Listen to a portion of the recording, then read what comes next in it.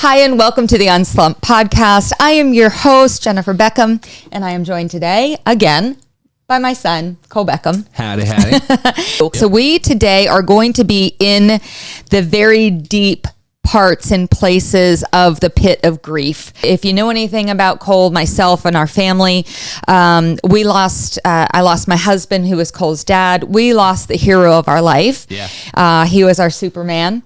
He died of COVID 19 days after he was admitted to the hospital. He died completely 100% alone without anybody because the hospitals were on lockdown. We thought he was going to be coming out and going to be joining us again with life, and he never made it out.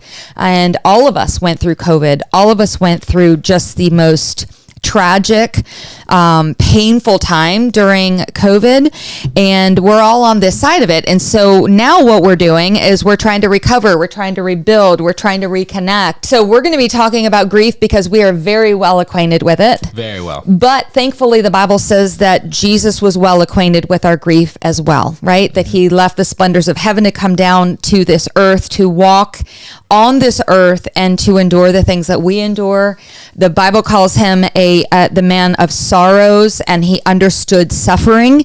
And so we're not going to be afraid of the emotion of grief and pain and suffering, right? No, not at all. We're not afraid of it. Cole and I like to get into the dirty and dark places because that's where I believe that the light of God shines the brightest. Absolutely. Yeah. I would agree. And so we're going to talk to Cole a little bit today because I'm his mom. And I know that a lot of you have written in to say, how do I help my child through grief, the grief of a breakup, the pain of a lost dream, of being stuck or in a slump in their life where, they came back to my home during COVID and they haven't been able to get out. Yeah. They haven't been able to restart their life. They're in pain. A lot of people. Yeah.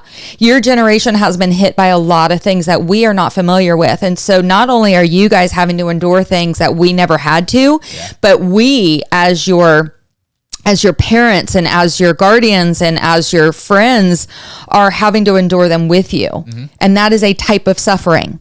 Yeah. There's the suffering of going through it, and there's the suffering of watching your loved one go through it. Yeah. Cole, let's go through a little bit of what you walk through. First of all, you see my son has a ton of tattoos, but he has a tattoo on his stomach. And what does it say? It's okay to not be okay. That's right. Yep. It's okay to not be okay. And that's what we want to talk about today, because I think that the subject of grief is something that in the world that we live in, that we think that grief is something that is supposed to be cured and fixed. Mm-hmm. Not at all. And because we live in a world where everything's about mastery and fixing things, we need to recognize that grief is not mastery, but rather a mystery that we don't understand. So the only thing you can do instead of fixing it and mastering it is to embrace it and to be in it and to be as healthy as you can be in it. Absolutely. Cole, talk about some of the things that you walked through during a season of darkness. I mean, yours was probably 2 and 3 and maybe even 4 years long. Yeah. Where you just kept getting pummeled by life. Talk to me about that. So pretty much in high school, my dream was to play pretty much since the age of 8. I wanted to play in the NFL. Mm-hmm. Getting no offers all the way until senior year. Going into college, dealing with loss of a purpose. Who am I? What am I even doing? Am I even good enough? Dealing with stress and anxiety and suicidal thoughts being around quite often. Mm-hmm. On the tail end of college, completely losing football altogether. So I lost my dream. I lost my purpose, my passion. Also lost my person who I thought was at the time my person, 4-year relationship that ended. Then pretty much moving back home, I think was the hardest part, because I thought when I left home, I would leave home for good. Mm-hmm. I thought this is my time. I'll spread my wings. I'll fly. Mm-hmm. Felt like my life came crashing down. I lost my dad. That's when the depression and the anxiety and everything really settled in. it really kind of made its place, and it felt like a dark cloud hovering around me 24/7 everywhere I go. So pretty much it felt like everything in my entire life in the span of, like you said, 3 or 4 years. 3 years, yeah. It felt like everything came crashing down. And you're already, you already have a temperament of being a very feeling child. I'm a melancholic choleric. That's right. Yeah. If you don't know what that is, we'll be covering that on the podcast as well, so that we can understand our temperament and what each other needs and all of that good stuff. It's something that we did at the church, an amazing study that really helped you to understand yourself and each other. Yeah. But Cole knows exactly who he is now. But in all honesty, you can say that you're a melancholy choleric, and that's great, except, and our viewers may not understand it, but there was a time you didn't understand that either. I didn't understand anything that I was feeling. Yeah. You just knew that you were a very deep feeling child. Yes. Who all of your life who cried a lot, who took everything to heart, who wore their feelings on their sleeve. Yeah. I didn't know how to deal with it. I love my daddy to death, but he said that every time I told him, like, Daddy, I feel sad. He's like, what are you freaking pissy you have to be sad about, boy? I was thinking, I don't know. Today I feel like I want to cry. I don't know what's wrong. Yeah. So I didn't have anybody to kind of validate what I was feeling, because that also made me never want to open up to anybody. Right. Because I was like, am I weird? What's wrong with me? Right. Yeah. And so we know now, and he knows now, and thankfully I'm very much like Cole in that I believe that my giftings I'm an empath, right? So I believe that's part of a gifting that God's given me to be able to feel deeply. And there's nothing wrong with that. In fact, the world requires people like us who are empaths that can stand next to somebody and feel what they're feeling, to be able to go there with them.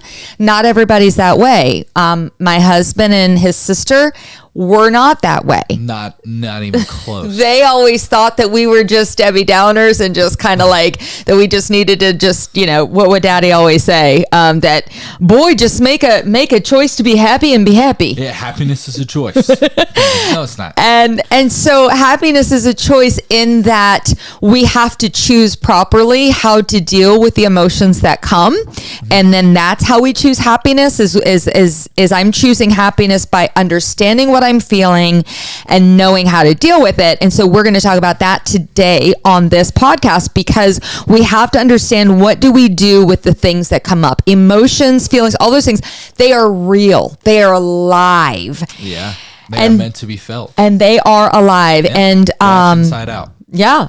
Literally, go watch Inside Out. Yeah. And so the thing is that we would probably be, if we're talking about Inside Out, the movie, we would probably be... That would be sadness. We would be sadness, but sometimes happy too, right? Like we're all in, but we feel things deeply. And so for Cole, he had walked through all of those really painful places. Yeah. And I know that as a mom, I'm so grateful that I understood that roller coaster that you were going through.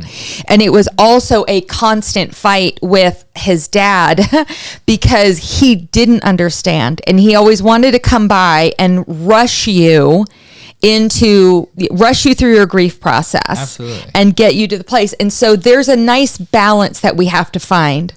You want to yawn? Are you okay? Yeah. And there's a balance that we have to find, because we don't want to camp out in our pain. But at the same time, we can't rush it. So what does that look like? When we're talking about grief and loss, it's not just about burying someone. Sometimes it's about burying a dream. Sometimes it's burying a hope that was so alive, and now that hope is no longer, right?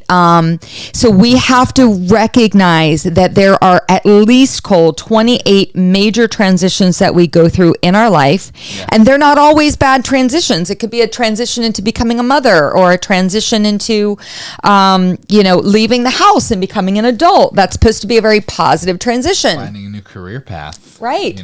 Yeah. And so sometimes those are very positive transitions, but they also can end up being very difficult transitions.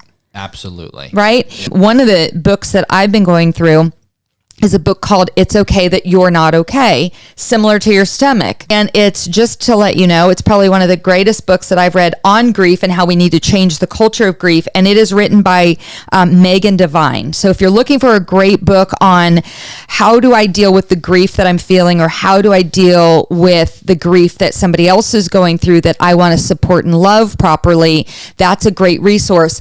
But in that, let's talk about how do we support you through a breakup? How do we support you through the loss of a dream? How do we support you through those things? Because I know that as a mom, I want to run into the room and I want to take away your pain, but I can't. Yeah. And you're going to know that one day when you're a parent, how hard that is to watch your kids go through the biggest slump. I feel that in a lot of ways as a husband, though, too. Do you? Okay. Absolutely. Yeah, Cole just got married a year and 4 months ago. March 4th, 2023. So that was the best day of my life. So pretty much that's exactly how I feel, because I know when Gavin goes through something, yes, that's my wife's name. She has a boy's name. It's hot. Leave it alone. But Boy names for girls are hot. When she goes through something and I see that she's going through a lot of pain, the number one thing I wish I could do is like, can I hold that for you? Can I take that from you? Is that possible? But it's not. It sucks. But the number one thing that I also learned, I think, and this will help a lot of parents too, is I am a fixer. And I have to stop trying to fix her pain. And she tells me that a lot of times. I catch myself in that, where I need to stop telling her how she needs to think, what she needs to do, actions she needs to take. She's like, I just want you to sit here and just listen to me. And that's a lot of times what I feel like a lot of kids need is, I mean, you understand the picture of a teenager is like, oh, I hate my life. My parents don't understand me, slamming doors, all that. But that middle part right there is my parents don't understand me. Yeah. A lot of times that is very true, because you don't know unless you know. Like you have to listen and hear the kid out, listen what they're saying, because you can't figure everything out, but you have to just be there for them so you can understand. It's pretty much like how Jesus is with us. And I say this all the time. It's a Lecrae line, is if God's real, I believe he became a man. Otherwise, there's no way to understand what it's like to be me, what it's like to be an outcast, tempted by all the devil's diseases.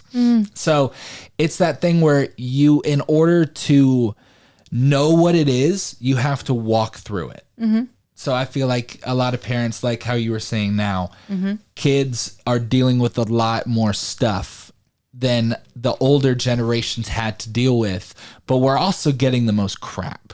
I feel like my generation is, in a lot of ways, how we deal with things, why we're turning out the way we're turning.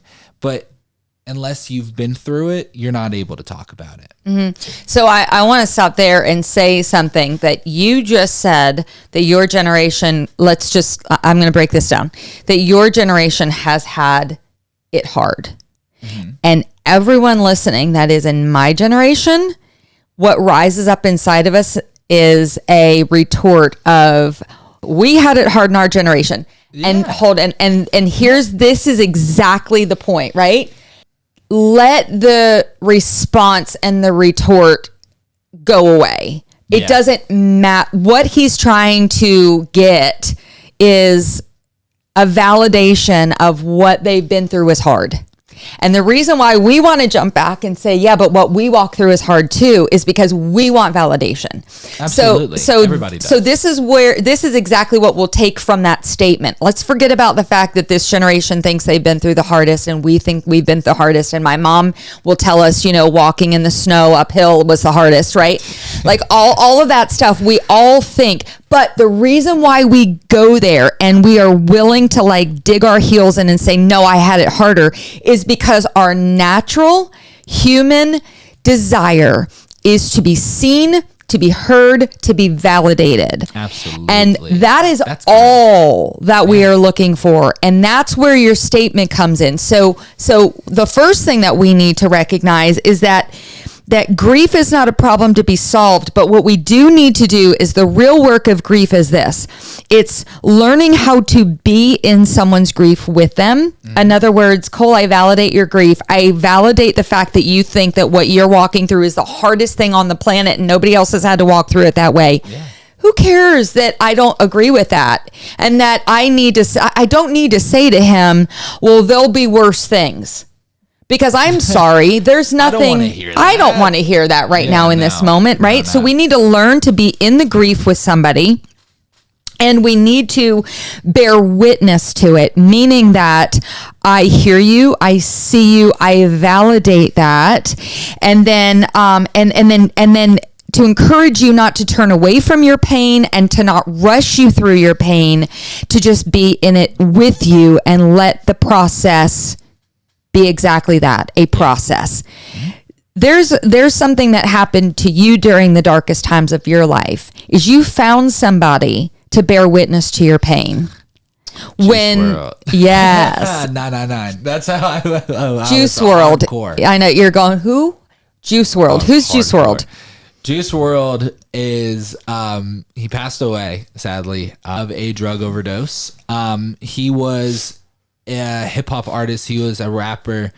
To this day, greatest freestyler of all time. But he not Christian either. Not Christian by any means, but he validated my feelings. He dealt with a lot of things that I dealt with.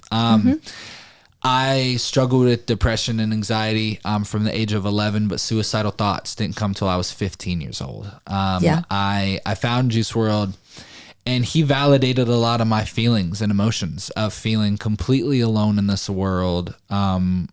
Honestly, a lot of his songs he talked about, so he freestyled every song, which it's off the top of your head.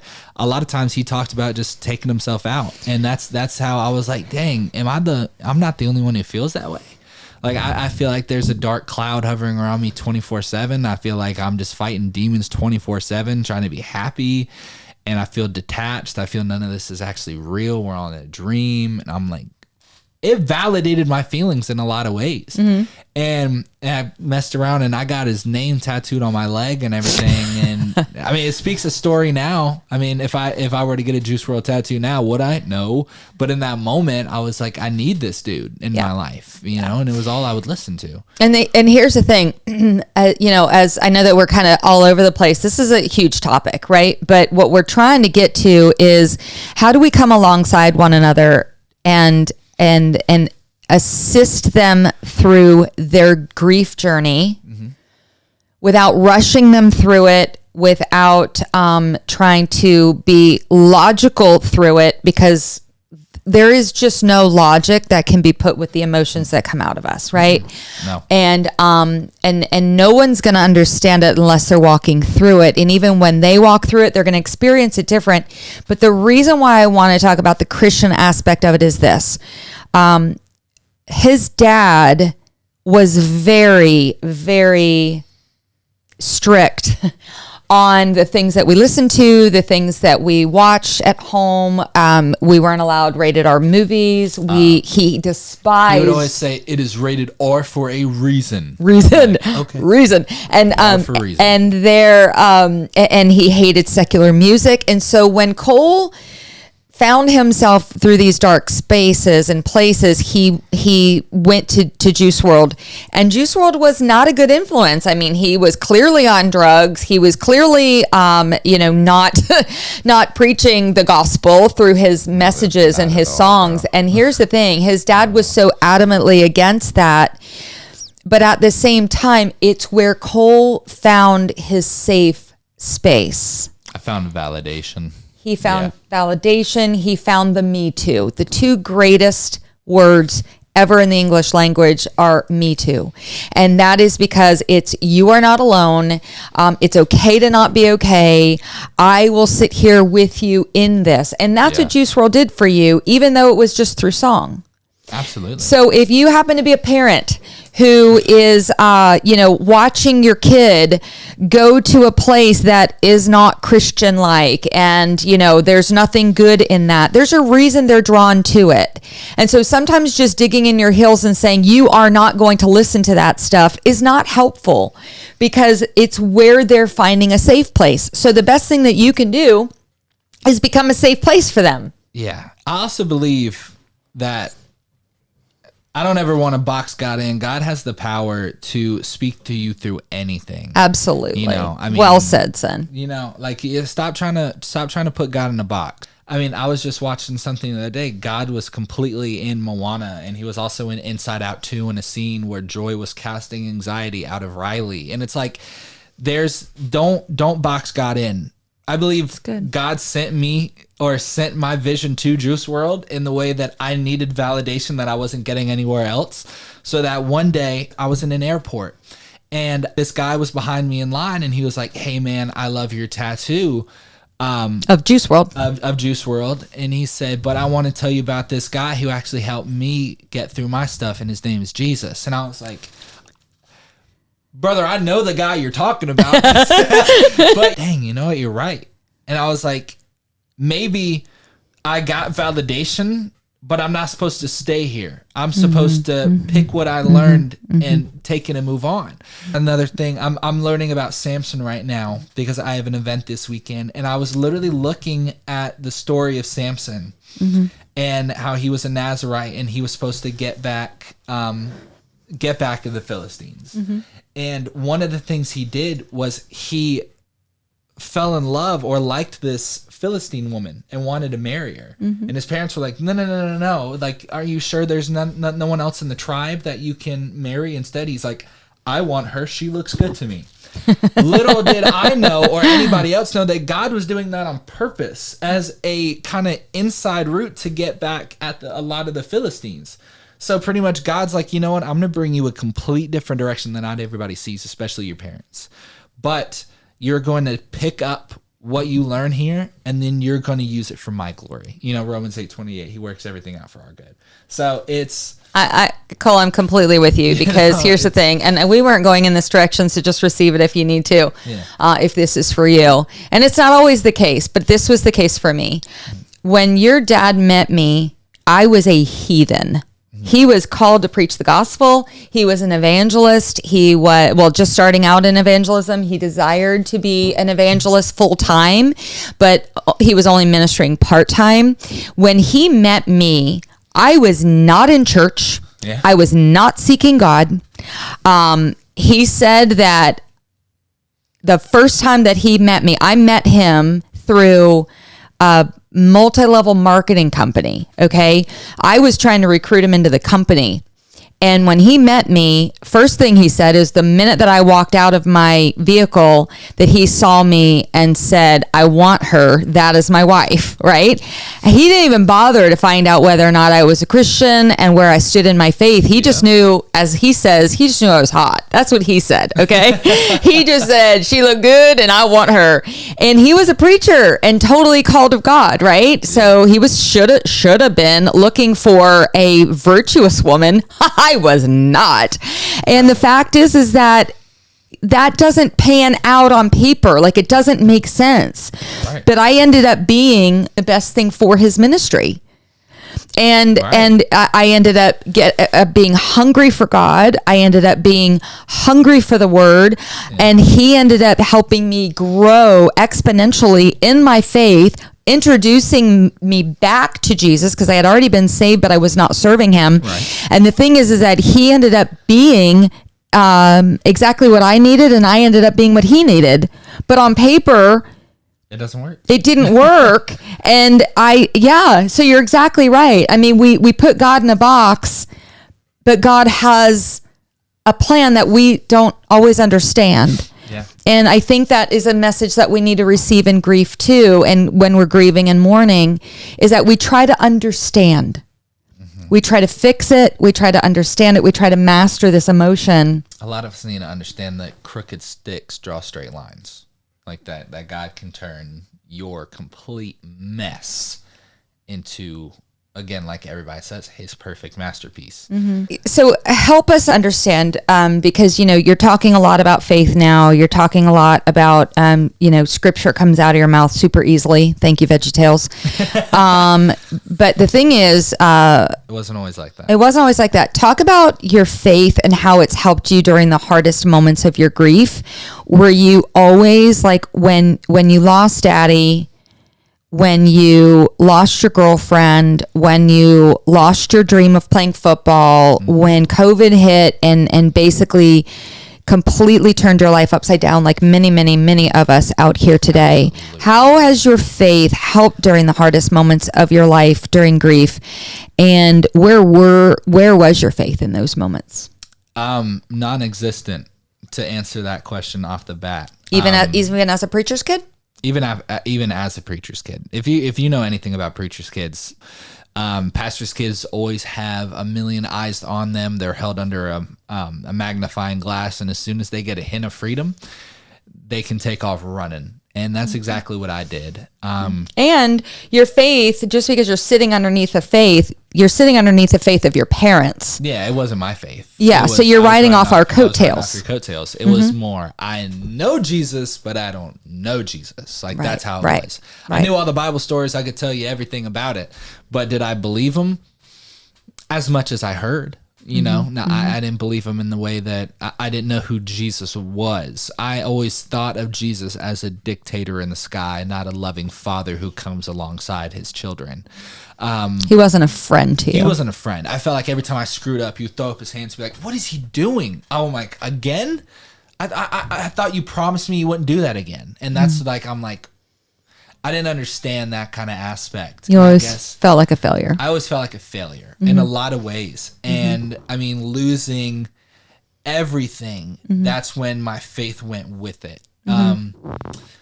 Like, I didn't believe that losing my girlfriend at the time was the best thing because I thought that I was supposed to marry her. I didn't believe that losing football was the best thing at the time because I thought that's what I was supposed to do with my life. I thought that's what I was put on this earth to do. I think my dad was the final, I think it was the straw that broke the camel's back in a lot of ways. As soon as he died, me and God, we weren't tight in the beginning at all. Like, we were not friends whatsoever. Like, were you praying to God that God would heal him? I was, but I didn't know if I actually believed that he could. Or that he would. Or that he could or he would. And when he passed away, me and God, I just shut God out completely. I was so pissed. And if that word offends you, offenses are chosen. Take it how you want it. But I was so pissed off because I'm thinking, who are you to take him from me? Because I still had to, at the time, I still had to get married. I still had to have kids. I still had to figure out what I was, first of all, just going to do with my life, I was so mad and I didn't know how to take it. So I was pissed. I literally said, I hate you. I don't know what you're doing here, but I clearly, you don't know what you're doing. And that's so offensive to people to hear right now. Yeah. Because it's like, you don't have a reverence for God. Yeah. If you have never been through something like that, then you really can't justify anything, how to feel. And though there are some who do go through some heinous, horrible things and who just for some possible way, they don't ever go there, Cole. Mm-hmm. And I don't know. There is no way to understand. Stronger than me? There is. Okay, but does that actually mean, I don't know. I don't know. We're gonna have to get into that because your dad never went to those deep, dark places. Mm-hmm. But I also know that there were some deep, dark places in him that he never let God touch. So does that actually mean that he is, quote, stronger in his faith? Or does that mean that we just find places to put things? It's like an F's mansion. Like, you have houses that you don't let anybody in. Right. Not even God. Right. No. So for you, you just have the ability to be able to say that honestly. Like, this is honestly. And a lot of people don't feel okay saying those words, that I was mad at God. But can I assure you something? And the reason I'm interrupting you is because somebody needs to hear that it's okay to have emotions. It is not okay for emotions to have you. Mm-hmm. And the only way to have emotions not have and own you is to admit that they're there. Yeah. And so the fact that you can say that honestly and say, I was mad at God. I said to God, who are you? Let's be honest. Who is God? God is, you don't have a daddy if it wasn't for God, right? So you don't have anything if it wasn't for God. So that's who God is. It's like, who are you to take away my daddy? Well, I'm the one that gave you your daddy. I made you daddy, boy. So there's answers for all these things, right? But it's just what you were feeling and what you were thinking at the time. And you're just bold enough right now to talk about it. And so where did you go from there, from that feeling? From there, I remember I turned inside myself. I'm usually the person that expresses emotions outward. I expressed emotions inward. I didn't speak to anybody. I didn't speak for 3 days. I didn't move off the couch. I kept trying to sleep because I thought that I would wake up and it all would be a dream. I think that was what I was trying to escape from. So I slept. I remember I took a nap and I went to sleep that night. And I had a dream, and it was so real. I had a dream that I showed up in heaven, and I was standing there, and I saw my dad and Jesus sitting on the throne talking together as friends. And I woke up in just pure tears. I was like, I literally repented. I'm like, I'm sorry. I'm so sorry if I offended you. I'm so sorry I turned my back on you. I'm so sorry. You said that to God? I was just pouring my heart out, just pretty much talking to him like a friend. Yeah. And I believe that God communicates through dreams. We've seen him so many times in the Bible wake kings up in the middle of in their sleep, like literally just talk through dreams and talk to people. So where I slept on the couch was it was this little love seat, and then it was Dad's chair. Everybody knows you don't sit in Daddy's chair. All right. That's for any family. When Daddy comes downstairs, you get up and move out of his chair. So my head was to his seat, to his chair. And I remember I had a dream, but in my dream, I woke up and I saw my dad just sitting there looking at me. And it felt so real because I woke up and I cried, and I felt his hug in my sleep. It was crazy. And I heard his voice so clear, and I was telling him everything. I'm like, Dad, oh my God, I had this horrible dream. I had a dream you passed away. Everything happened. And he looked at me and said, Bubba, I'm sorry, but that actually happened. And I said, what do you mean? Like, how can this happen? What am I going to do? And he said, everything's going to be okay. And we just talked for a few minutes. And then right at the end of my dream before I woke up, he looked at me and said, I love you. I have to go, but I promise I'll see you soon. And then I woke up and I was like, I needed that so much because I never got to say goodbye, but I finally got to say goodbye this time. So where I went with my faith was from that moment, from my daddy's death, I have never believed more or had such a good faith because I realized that God isn't a dictator in the sky. He's not some person that will throw his hands up at you and is mad at you. That he is a genuine father. He is a genuine friend. He will come beside you. He'll get in the pit with you. You know, he will celebrate your highs and he will be with you at your lows. You know, he is that person that you can have an honest conversation with. You know, I talk to God like, I don't know what's going on. I'm stressed out and I need your help right now. And I give it to you. I give you full control.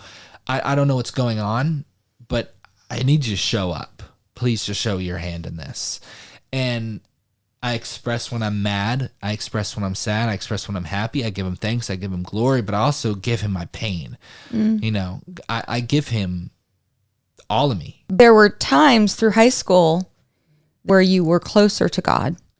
You would always say, I love when you get saved again. And it always stuck with me. I'm like, what do you mean again? Like, and I would get really close to God. I would find a pastor that I liked. I would find pretty much getting deeper in church. And I'm like, I'm taking notes at service now. I'm actually asking my mom and dad questions. I'm like, what does this mean? And I would start listening to Christian music again.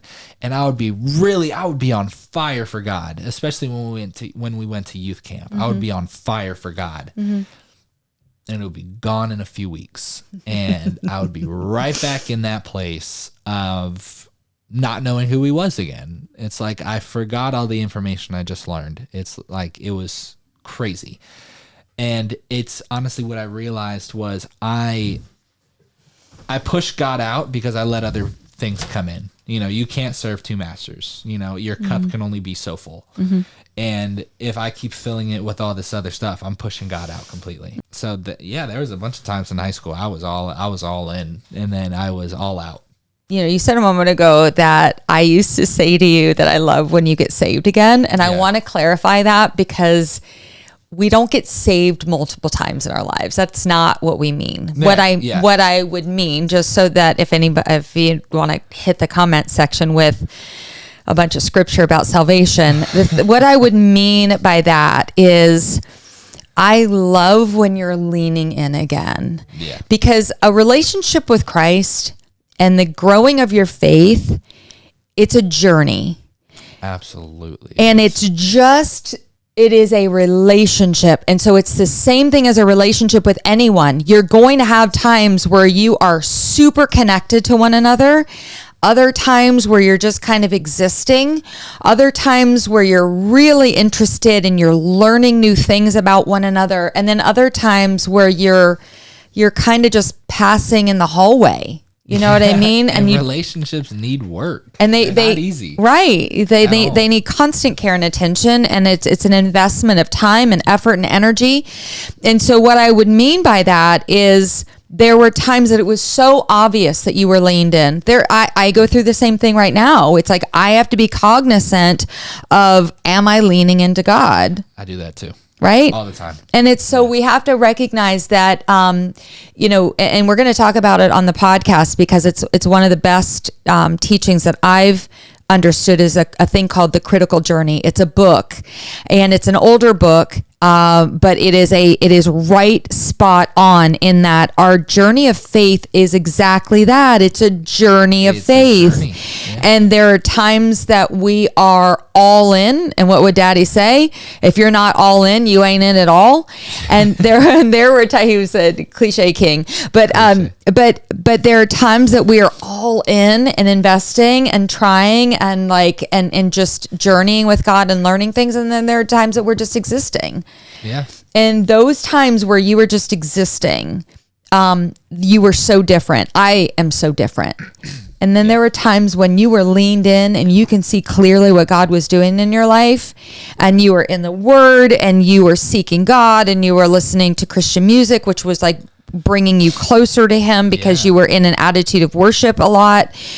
You were just a different human being. I was. And that's we all are. I realize now, when I feel myself kind of leaning out, kind of pulling out a little bit, I notice that my habits change, my language changes, and my listening habits change. I realize that I turn on some of those songs I used to listen to and everything, and I'm like, no. My ears are connected to my heart. Mm-hmm. I feel like that's how I was wired, where what I listen to, if it doesn't feed my spirit, it's starving me, and I'll look for something else, you know. So, what you feed will grow. What you starve will die. I love that one because I felt I love that was one of my favorite quotes Dad said. But it came from you. Yeah. Of course you did. But no, Daddy knew verses. I knew the application. Yeah. He was the Bible. I was the footnotes. So I noticed I start cussing again. Honestly, like my dog pisses me off, and I will let a few words fly, you know, or I drop something and a word falls out of my mouth, and it's honestly it's the further I get away, because he never moves. We always do. We're either moving close or we're moving further away. We never just stand still. And I notice those things start coming out in me, and I'm like, I need to dial back in. You know, it's like you're losing your gain. It's like you're working out. You're losing the gains that you just tried so hard to make. Right. You know, you're not. You can never just stay the same strength. You could either get stronger, or you could get weaker. Right. You know.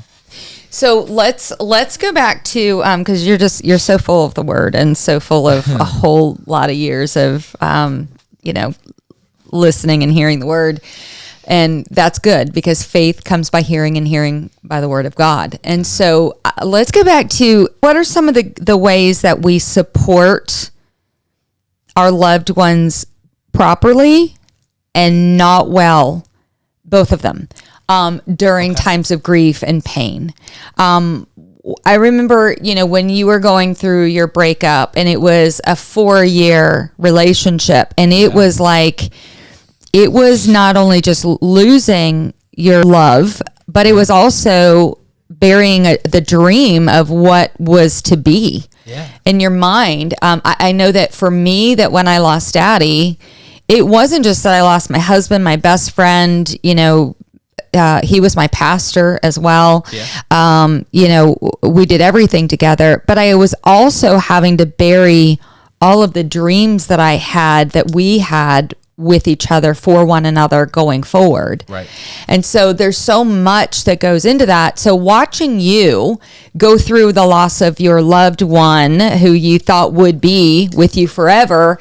And then also, right. And God knows exactly what he's doing. But at the time though, there is no convincing you of that. No, not at all. And we go into our kids' rooms and we try to convince them that this is good and this is better this way. And you're going to find someone else. There's and plenty of fish in the there's sea. Plenty of people out there and God's got something better for you. And all of those things are ways that we try to fix this problem for you and try to master this grief. Grief is not to be mastered. We just have to go in there and sit with you in your pain and trust God. I think the perfect example of what you should do was, it happened for my first ever breakup. I was 15.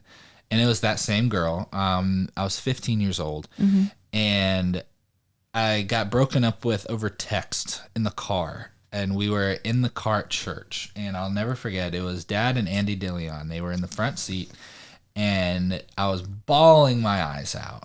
And they looked at me and said, she broke up with you, didn't she? I said, she did.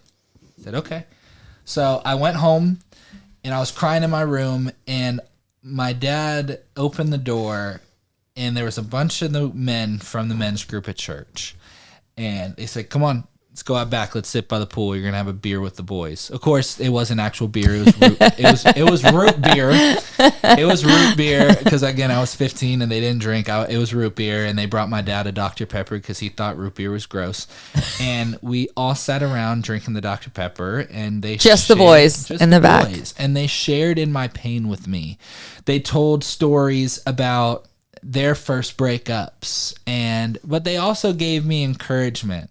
And their wife, I would never have met her if it wasn't for a breakup, and they were encouraging me in the way that it wasn't in your face, but it was also feeling in my pain because they've been through the same thing, And they also validated my feelings a lot and showed me and told me ways how to get through it.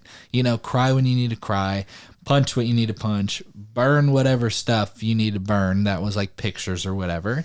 And I did. I burned pictures. I cried. I just pretty much kept my mind occupied, But it wasn't what they said as much as the fact that they were just there in it with you. They were there with me. Yeah. They were, the fact that they dropped whatever they were doing that night, left their families to come over and be with some 15-year-old kid who just got his heart broken. Like that was the thing that meant the absolute most to me was.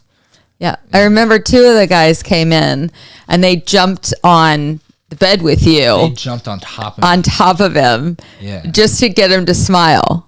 Yeah. And, you can't do that with every kid, but like they knew him well enough to know. And so they jumped on him and said, get up, boy, we're going outside. You're going to have a beer with the boys. And it was just such a sweet thing because it was root beer, but it was sitting by the pool and it was just a bunch of dudes talking about relationships and life and the hard things. And that honestly showed me that men also have like a really good soft spot too. Yeah.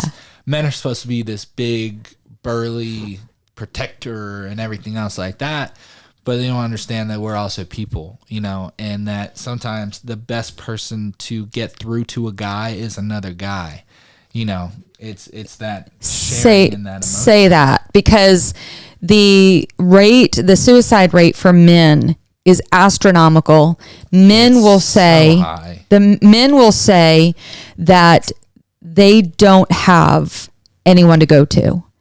And when they do go, that they're perceived as weak, and that it actually hurts their cause, then helps it. I feel like your friends, the ones who you have been through a lot with, but mostly if you're a guy, your guy friends, dude, I never fail to tell my buddies how much I love them, how much we all joke around. But it's also, you got to offer that comfort in the way like, hey, if you ever need me, and I mean this 100%, if you ever need me, please call me or text me or let me know. You know, like, we can goof off and we could be funny with each other and we could wrestle and do all this roughhouse and just play. But it's also that, dog, if you need me, I got you. Like, it's those friends that would literally bail you out of jail, or, you know what, go to jail with you. You know, it's those friends. And honestly, a lot of times why men feel that way is because when we try to express our feelings and emotions, the way they look at us and the way they respond, I feel like we need to do better to stop holding an expectation on each other, to stop having these social constructs of this is how you need to be, this is what you're supposed to be. I mean, Gavin completely broke that for me. It's been many times where I'm the breadwinner and she's the breadwinner, and it's amazing. Praise God, it's all in the same pot. So pretty much we both win. That's what your daddy used to say. But I beat myself up so much because when I look in the mirror, I see my own worst critic. Yeah. And no one on this earth is harder than I am on myself. No. You know. All of us, honestly. That's what I'm saying. No one is harder on me than myself. Yeah. She sat me down and said, you need to stop getting in your head so much, because you have to understand that even though you're not providing the most right now, you're still doing every other thing. You're protecting me. You're being my comfort. You're being my safe place. You're being my best friend. She was like, you don't need to hold all that weight. Give me something to hold. Now I'm like, that's good. So good. I feel like that's what we need in people, that we as guys need to come together, have each other's backs, okay? And just let each other be, you know, and that's girls too. Like, go to other girls, completely open up. Don't backstab, just be there for them and be their safe place and comfort. Because a lot of people don't have that. And parents, let your kids be where they are. Stop trying to pretty much control their life in a lot of ways that you hold so much pressure that they have to go into the family business. They have to be a doctor. They have to be a lawyer. They have to go to college to get a good job. College is not even guaranteed. A lot of stuff isn't guaranteed in this lifetime, but what should be guaranteed is the love and support from your friends and your family. That should be the one thing that is guaranteed in this lifetime, that you will never walk alone. I think that, you know, as parents, we try to fix our kids. We try to fix one another, no matter what stage of life you're in, because it's hard on us to watch you hurt. And so we need you to be fixed so that it can fix me, because this is really, really hard. Stop hurting it. Yes, absolutely. And, you know, I just got back from a funeral. A friend that has been helping us with the podcast and the back office stuff here, Shanika, we were putting together the podcast room and equipment and getting it all set up. And she received a phone call, and her dad had died. And she literally fell to her face and stayed there for over an hour without moving, just bawling her eyes out. And all I could do was sit there with her in that. Thankfully, I knew that I didn't have to have words, because there's nothing I can say in this moment to make this better. No. There's nothing that I can do to make this better. And part of why we want to press somebody through their pain is because we're in pain sitting there with them in it. And it's hard, but we have to. It's the only place. It's the only it's what grief is. It's an extension of love. What did Andrew Garfield say? Andrew Garfield, aka the best Spider-Man, said that grief is just all the unexpressed love that wasn't shared. Absolutely. And so it's like the reason why we grieve so hard is because we loved so hard. Yeah. And so there's nothing we can do to get through that. And here's the saddest part. Shanika lost her dad. You know, it's been just over 2 months. Like it's 2 months, 3 days right now. And just the other day she was here, and on her 2-month anniversary of her dad's death, she received a text from a friend. And that text was, "You're not yourself. When do we get the old Shanika back? When do we get our old friend back? You've been different." It is 2 months. Duh. It is 2 months from when she has gone through, and that wasn't her only punch in the gut. No. Just 6 months before that, she lost the dad that raised her, her stepdad. And then a couple months before that, she lost a best friend. So she, like you, had one after another of hard things that hit her. Yeah. And then the audacity of someone to text her and say, "Hey, you're not the same at work. When are we going to get the old you back?" And then when she didn't respond quick enough to that text, the response after that was, "Oh, sorry, take your time responding to me." And it's like, what? The sarcasm in that was insane. And it was so sad because that's what we're expecting of one another, right? It's like, aren't you supposed to be over this by now? You know, it's 3 years into this, Cole. Like, you're about to hit your 3-year mark of losing your dad. Why are you still not okay? And it still hits me in random times. Like, there are songs that I cannot listen to. Yeah. There is, even though I'm leaving, Luke Combs, 5 More Minutes by Scotty McCreer, Visiting Hours by Ed Sheeran. I cannot listen to those songs. Yeah. Or Watching You by that other country artist. And it tore me to pieces. There are times that I see my wife, Gavin, she is my father all over, and things that she does and things she says, it's hilarious. And thank God, by the grace of God, doesn't look like him. That would be weird. But she does look like your sister. No, she does not. No, she does not. It's weird. But it's not. It looks like she's part of our family. I love it. Part of our family, not my sibling. It's good. No. She is beautiful. A mixture of the person I love the most and the person I miss more than anything. Wow. So things that she does, I'm like, my God, you are my father. I'm like, or she says something, I'm like, all right, Anthony Jr. Like, it's stuff like that. And I'm like, and it's so refreshing, but it also sometimes just tears me to pieces. Yeah. And I just freaking fall and I cry in her arms, and she hugs me and holds me. And she always asks this thing, and I love it so much. Instead of trying to fix me or tell me what I need, she asks me, "What can I do? Is there anything that you need?" Wow. And I'm like, perfect response. That's all I need right there, was the fact that you even care enough to ask. Yeah. And the answer is, I'm okay. I just needed a hug. And that's it. And she doesn't try to pry. No, seriously, what do you need? How can I help you? She's like, okay. That's it. If this is where you are today, I'll just be there with you in that. Yeah. Yeah. Mm-hmm. And that's the answer for death, loss, whatever type of pain someone is going through.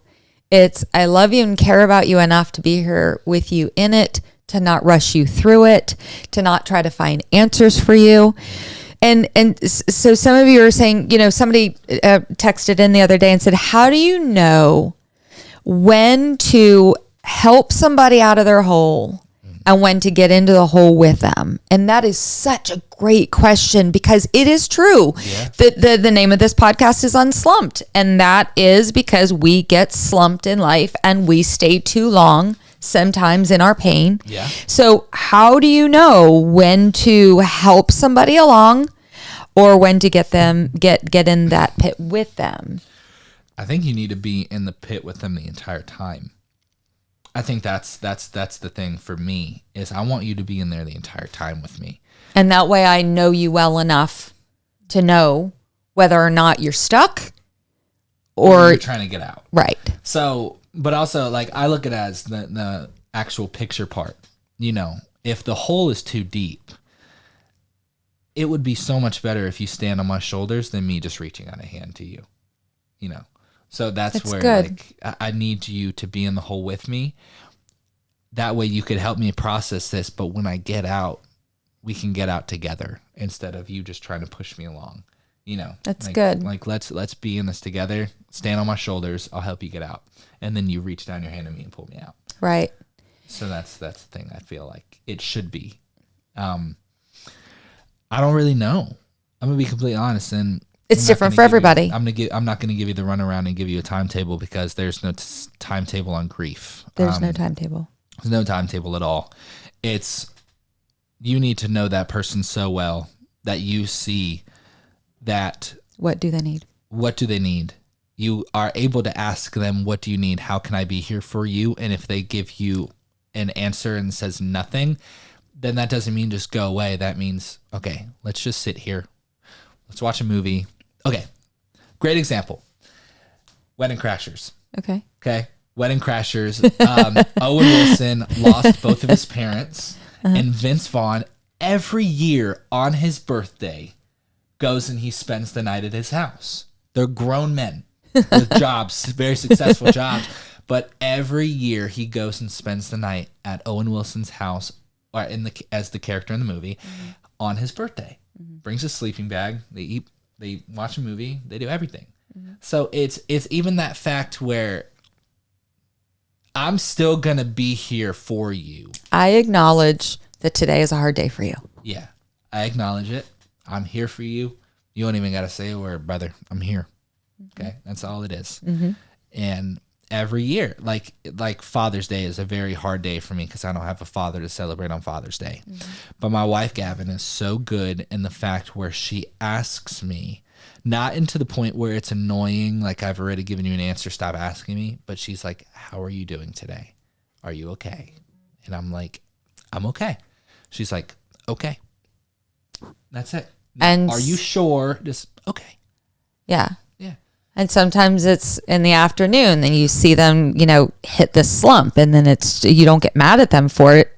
You don't go, well, you were fine earlier today. Yeah, no, it's just like something triggered me right now, or something, the sun came down. A lot of times when the sun goes down, that's all of us, and there's right. And so, so I think that what we're trying to say is, regardless of what it is that somebody's going through, it's not a problem to be fixed.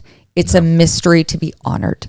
Right. And that is something that that she says in that book, that it's okay that you're not okay, because it's, to mourn with those who mourn is biblical. Yeah. And it's something that we don't do well, but we need to figure it out.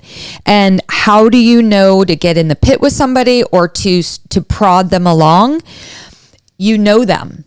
You know them well enough. You know them enough to know, is this person just stuck? Like they're not part of the unslumping message, the UNSL. The reason why that's an acronym is because I was stuck. Yeah. I was completely slumped. I was not trying to get out of that hole. I built myself I was camped out, right? And we have to recognize real quickly that you're not more holy to not hurt. Too blessed to be stressed is not true. It's not true. Not true. Jesus was known as a man of sorrows. If you look at the emotions, and there was a study done of looking at his emotions while he was here on earth biblically, like looking at scripture, that the emotion that he was in more than any other emotion was sorrow. Yeah. He cried with people. He knew he was going to raise Lazarus from the dead, but he took the time to stop and weep with his sister. It's the shortest scripture in the Bible, and that is Jesus wept. That is a complete sentence. And real men don't cry? Okay. Jesus wept. And he knew he was going to raise Lazarus from the dead, but he still took the time to stop and weep with them. Why?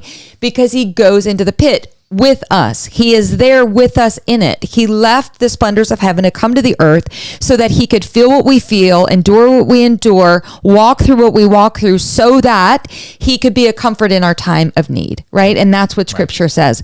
And so we don't need to be afraid of emotions. We don't need to be afraid of these feelings that come up in us. We do not need to be afraid to tell God about what we feel, and we shouldn't feel bad to feel it to another person. I shouldn't feel bad to have to say to you that this is where I'm at today. Yeah. Now, I know that you're going to want to try to fix that. Like, hey, and that's okay. That's valid. You might say to me, Mom, you look sad today. Like, you walked in today and you could tell that I had something on my mind. And Cole asked me, are you okay? And I had the opportunity right there to know, because he is a safe place for me, that I could have said yes or I could have said no, and he would have dealt with it equally. Right. I know that if I'm feeling sad, sometimes I do need somebody to come along and say, hey, you've been in the house for 5 days and you have not even showered. It's time. We're going to dinner or we're going to lunch. Yeah. And sometimes that is what I need. But the thing is that you know what I need because you're willing to ask. You're willing to say, hey, here's our options today. We can go to the beach and walk on the beach. We can go out to lunch and get you out of the house. Or I could stay in the house with you. We could draw the shades, sit in the dark room and watch movies. That's fine too. And so what do? How do you know how to get them out, or how do you know how to be with them? Just be with them in it. So you know them. So that you know whether or not you're supposed to be prodding them out. Right. Or whether you're supposed to be sitting them in there with it. Right. And so I think more than anything, what we're saying is it's time for us to change this idea of what grief is. It's not something to be afraid of. It's not something to run from. It is not something that we have to make people come out of their brokenness. It really all comes down to trust, Cole. Yeah. And that's what we do so poorly, is trust God that he has a process. Yeah. And as a parent, I have to trust that even when you're not listening to me, when I'm saying to you, it's going to get better, I have to trust that God is speaking to you. Yeah. I have to trust that God is going to find a way to get to you. Mm-hmm. I have to trust that God is going to find a guy behind you in line that's going to say to you, hey, I love your tattoo, but I know a man named Jesus who's even better than Juice WRLD. Like, I have to trust that God knows how to get a hold of you. He chased me down, Who did? Jesus. He chased me down. He loves you so much that he's just not going to let you be.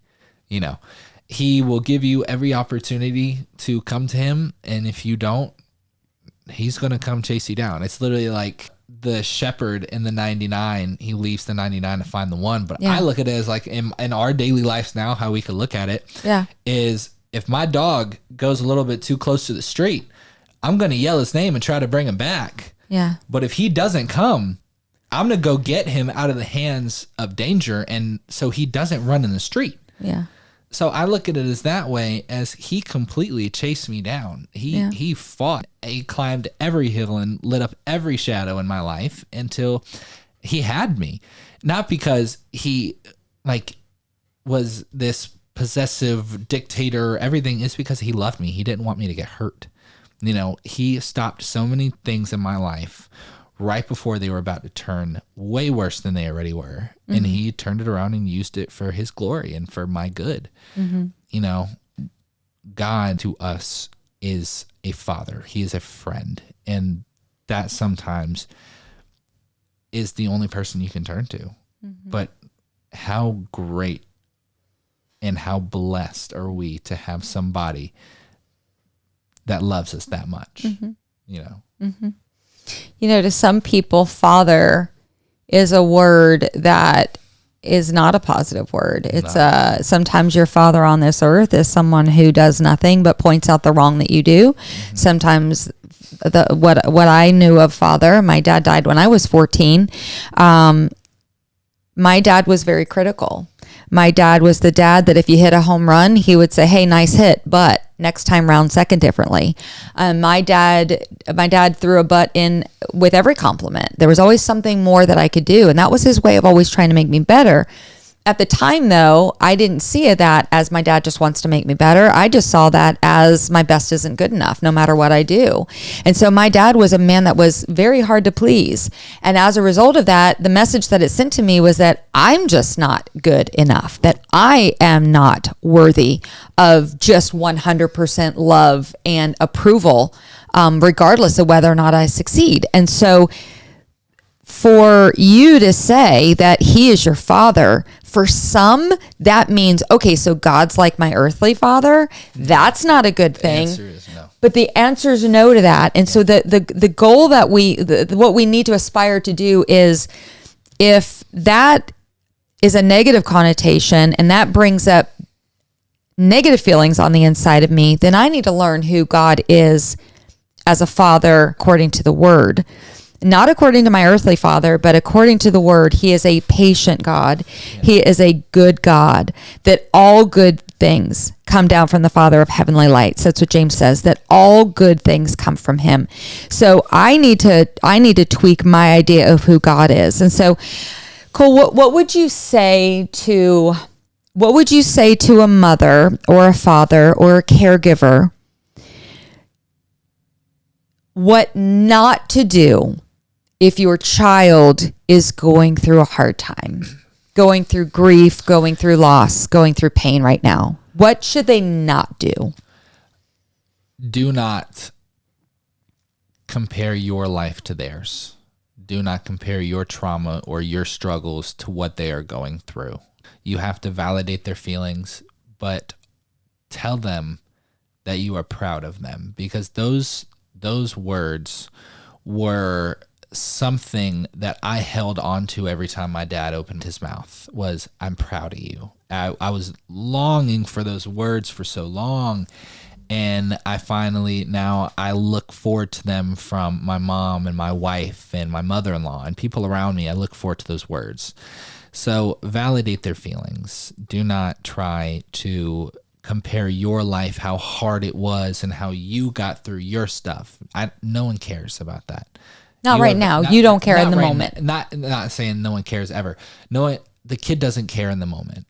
All he wants to do is hear that you love him, you're proud of him, whatever he needs, you got it. And he's not alone, that he is there. You are validating his feelings. You are validating his emotions. His experience. Yeah. Whatever he is going through, he doesn't want to hear that it's going to be okay, but he wants to be shown that it will be okay through actions. Meaning that if it's not okay soon, I don't have to walk it alone. No.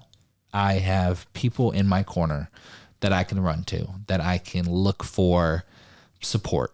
When I can't stand, I know these people behind me will hold me up. Well, speak to this, if you would. You said, tell me you're proud of me.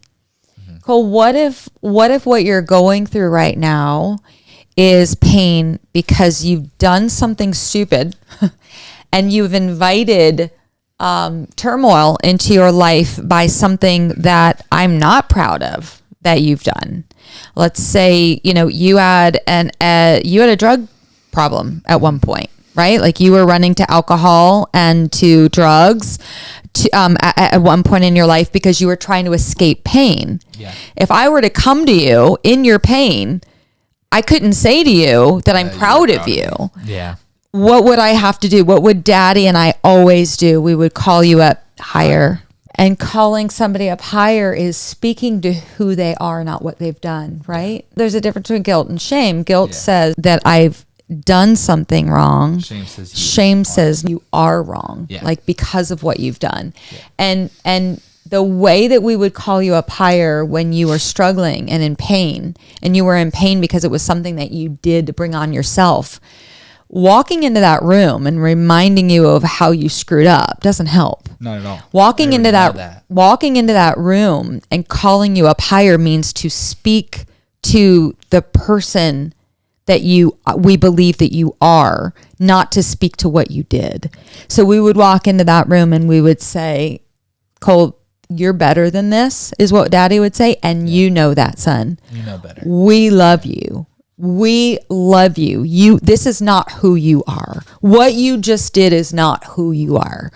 And because remember, all behavior is rooted in belief. So if you believe yourself to be a piece of garbage, you're going to act as a piece of garbage. And so the way that we would speak to that and speak to your pain was, you did screw up and now you're in pain. So we would speak to your pain. We would speak to the pain that you're feeling, because we still feel bad that you're in pain. And then we would speak to who you are, not what you did. So you could still be proud of that person, not of their actions, but proud of the person who they are. Absolutely. You know? And that's how God is with us. He loves us. He just doesn't love our sin. Love the person, hate the sin. Right. That's the number one thing I'm still right. This year. So what we're supposed to not do is walk in the room and remind you of how you've screwed up, is to try to rush you past your grief and to say, it's going to be better. It's going to be fine. I had these too. And you're going to be fine. You want us to validate, to acknowledge pain, to acknowledge our experience, to remind you that you're not alone, and to speak to who you are, not what happened. Right. And then we just have to trust God with you, right? Yeah.